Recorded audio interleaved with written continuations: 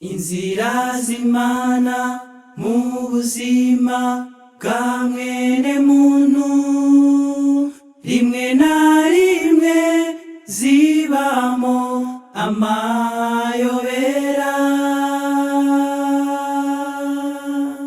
Ukibaza uti ese Mana yanjye ibi ni ibiki? Ibi byago byose akagahinda byo bimaze iki?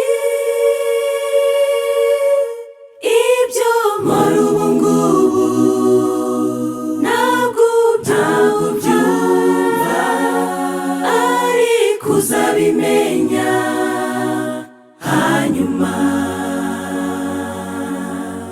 Ibyo nkora ubu ngubu ntabwo byumva, ariko uzabimenya hanyuma. Ni ku Uwiteka kubwira uyu munsi. Igihe Yosefu yagurishwaga na bene se ndetse agafungwa azira ubusa muri Egiputa, ntiyari gutekereza ko ariyo nzira Imana iciye ngo imugirire neza.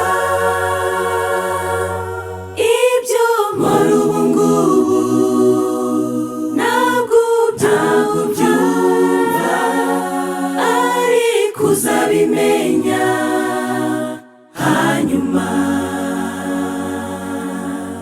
Ibyo nkora ubu ngubu ntabwo byumva, ariko uzabimenya hanyuma.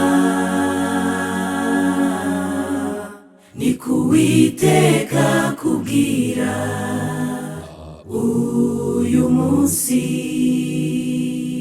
Yamarira warize, bya byago wagize, ibihombo kubeshyerwa, hariho umunsi bizagira igisobanuro. Twaba tukiri mu isi cyangwa twarageze iwacu. Ibyo nkora ubu ngubu ntabwo byumva, ariko uzabimenya hanyuma.